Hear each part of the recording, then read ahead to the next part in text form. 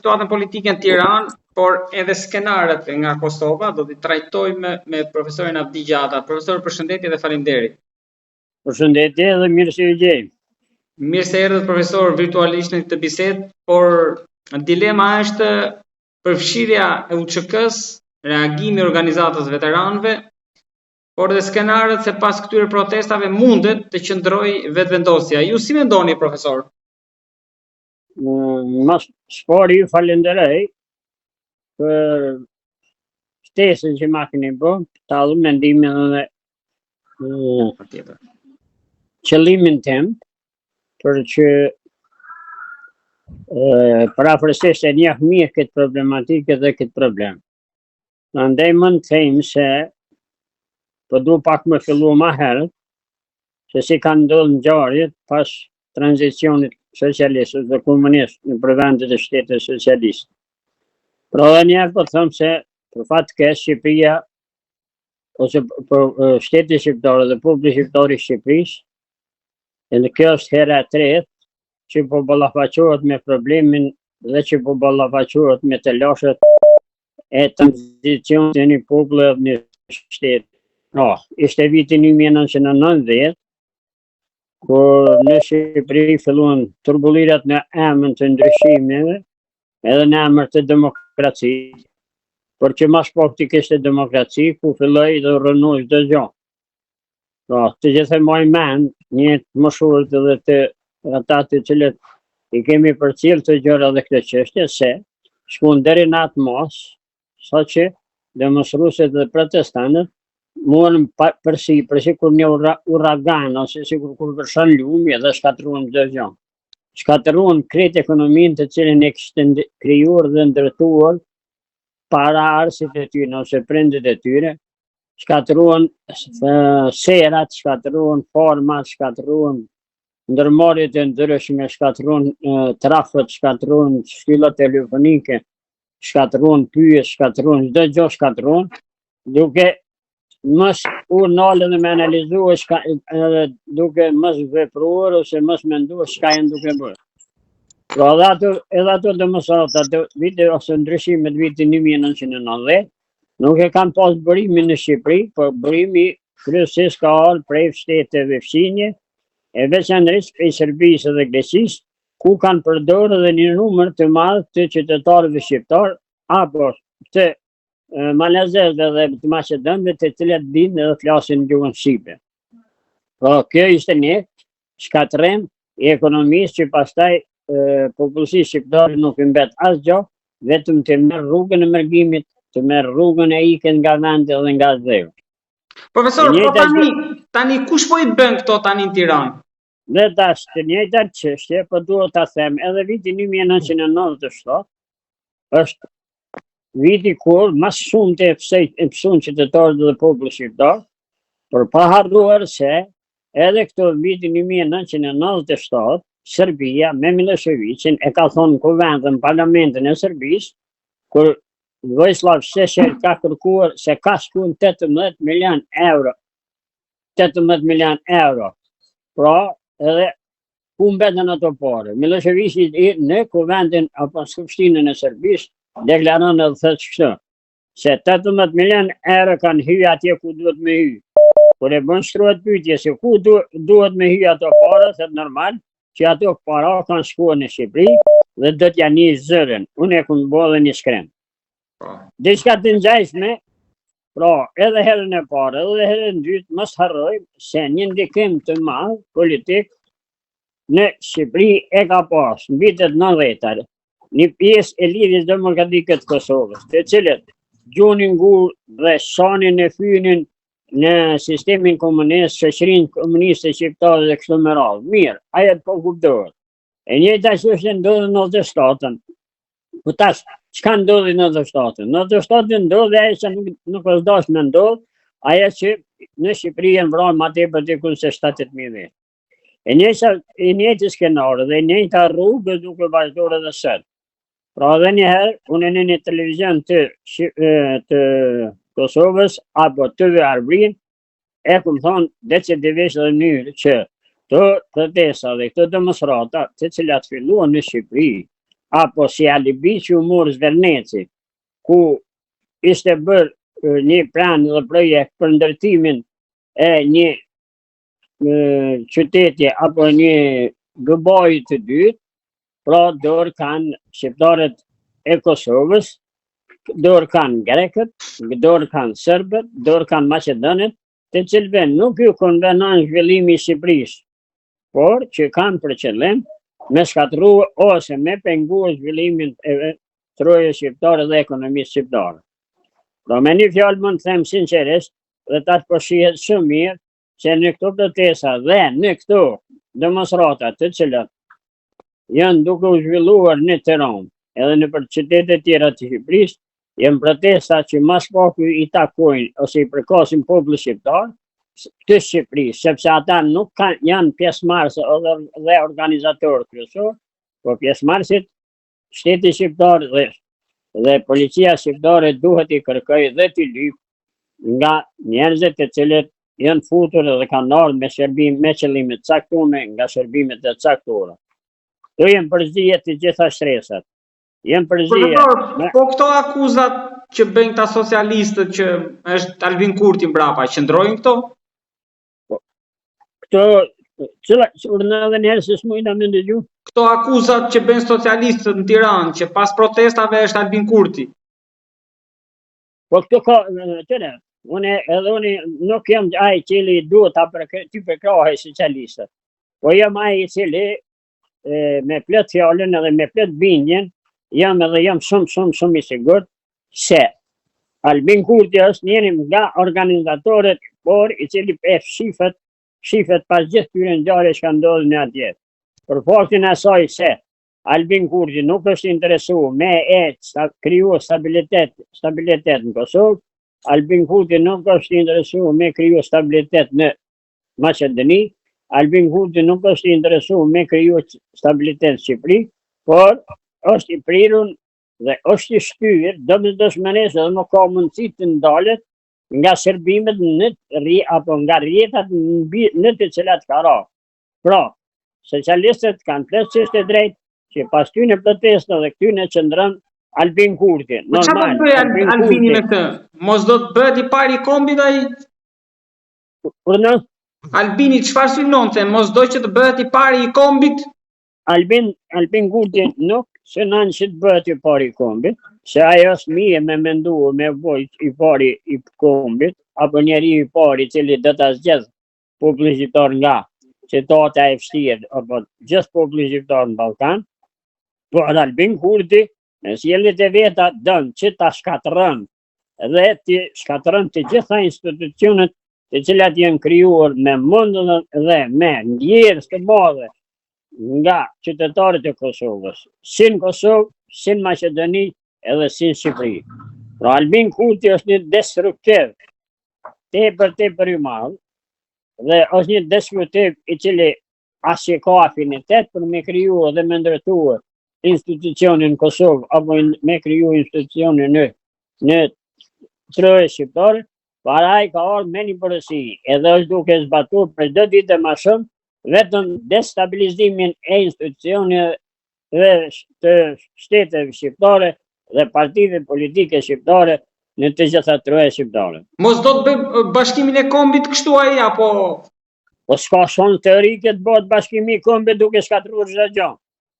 Bashkimi i kombit arrihet vetëm duke e forcuar ekonominë, duke e forcuar bashkimin, duke e mbrojtur interesat kombëtare, duke mbrojtur gjuhën. Çfarë bashkimi kombëtar mund ta quajmë për shembull kur shkon atje në Maqedoni dhe deklaron edhe thua se gjuha shqiptare nuk është gjuhë zyrtare, por është vetëm një gjuhë qytetare edhe e shtron pyetjen blau konjusa, për shembull, e po mirë po atë.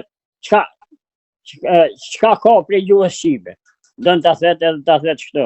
Po nuk ka nga gjuha shqipe asgjë, po gjuha shqipe është ajo që populli shqiptar e bën një. Gjuha shqipe është ajo që e përcakton kombin dhe popullin shqiptar. Profesor, tutem thuaj edhe diçka.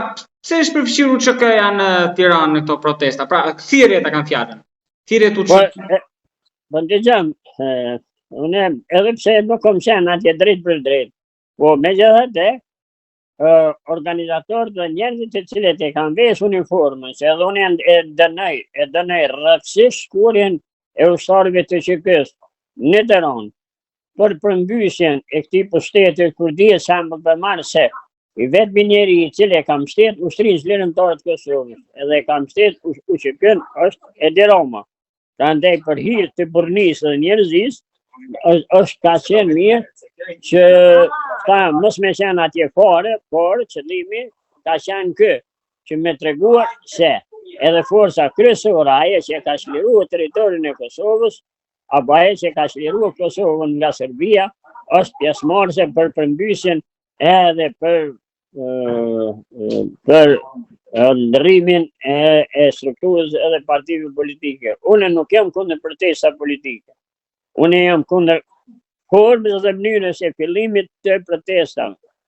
Forma dhe mënyra e fillimit protesta nuk ka guxuar edhe nuk guxon në asnjë mënyrë të niset me parimin kundër Izraelit, kundër Shtetet Bashkuara të Amerikës, kundër Donald Trumpit, kundër hebrejve, sepse ata janë të cilët e kanë krijuar dhe kanë shpëtuar këtë popull nga zhdukja totale ose nga shpërngulja dhe shkatrimi total.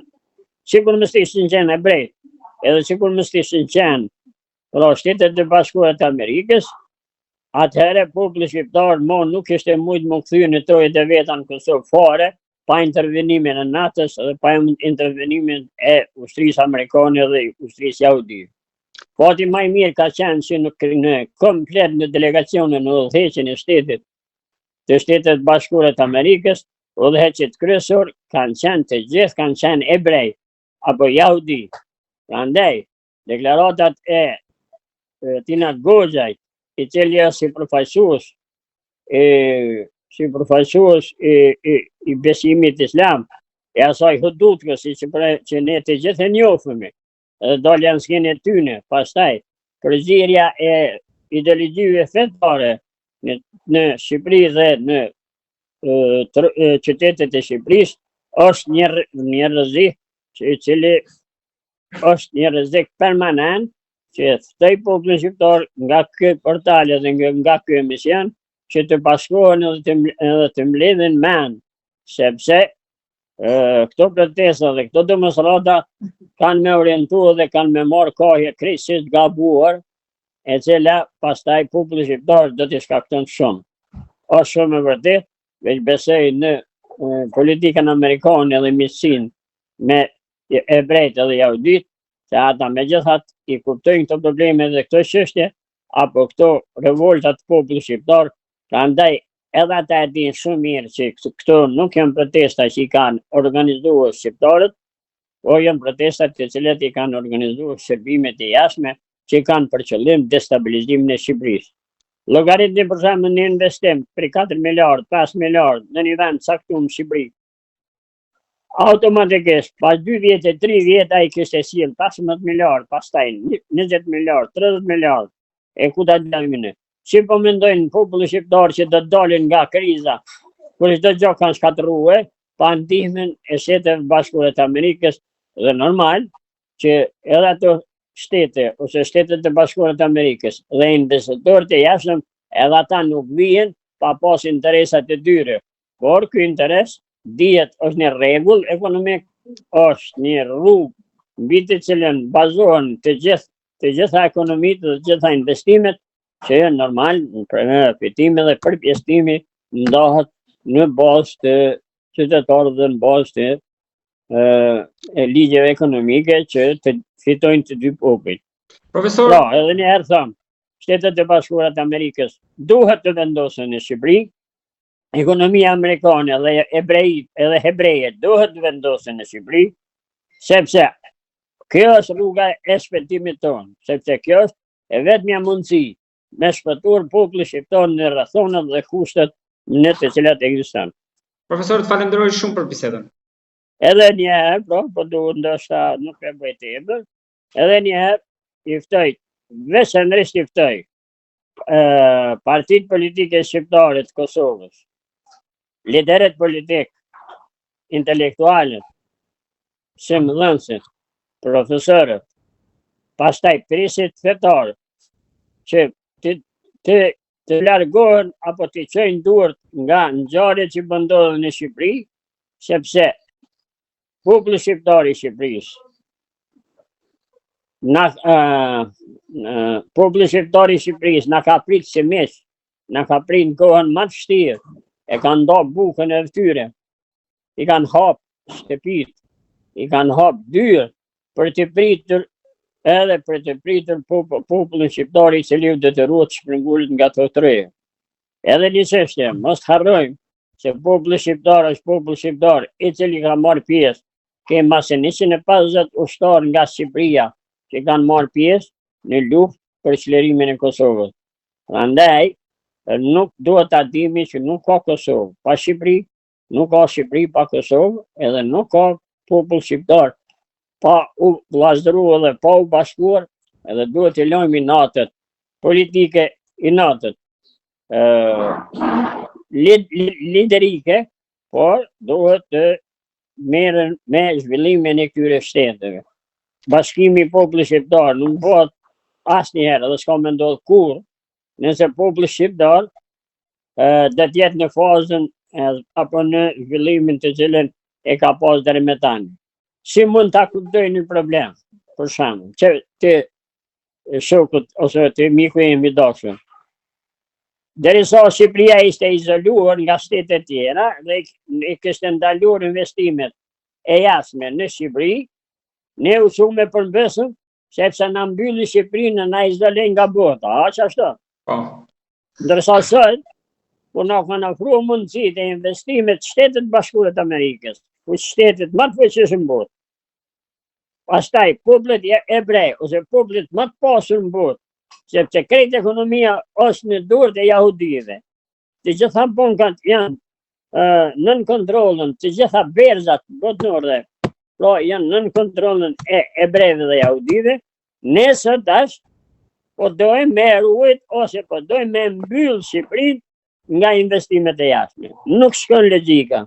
Pra një kohë e kemi akuzuar në politikë të komunistave, e cila nga frika e ka izoluar Shqipërinë për të pirujnë territoret shqiptare, sepse shërbimet e jashtme janë ato që do të na shkatërrojnë, kurse tash kur vjen biznesmen të fuqishëm, ose tash kur vjen njerëz që me kapital të madh, e veçanërisht ta cekëm këtu dhëndrin e Trumpit, Kushnerin, edhe që vajzën e Trumpit, për investimet në qendrat bregdetare, të turizmit e kështu me radhë, tash ngritëm në kom gjëja këndse për ruajtjen e ambientit apo ruajtjen e tokave shqiptare. Po kush ka më shumë se çej? Të gjitha që janë sot në protestë, të gjitha nuk i kanë respektuar rregullat dhe ligjet kur kanë bën ndërtimin e shtëpive dhe objekteve nëpër tokat kryesore të bukës. Ose me një fjalë, si ruhet ambienti për shembull, si kërkesa për ruajtjen e ambientit, që edhe unë jam për ruajtjen e ambientit, nëse him në Tiranë, nëse him në Prishtinë, nëse him në Durrës, nëpër qytete, nëse him nëpër fshatrat e Shqipërisë, brlogu dhe ambienti është komplet i ndodhur edhe është i papërshtatshëm për jetesë. Profesor, të falenderoj shumë për bisedën dhe besoj do ngjojmë sërish për të parë si do jetë situata. Faleminderit shumë, edhe të falja shokëve dhe miqve tu.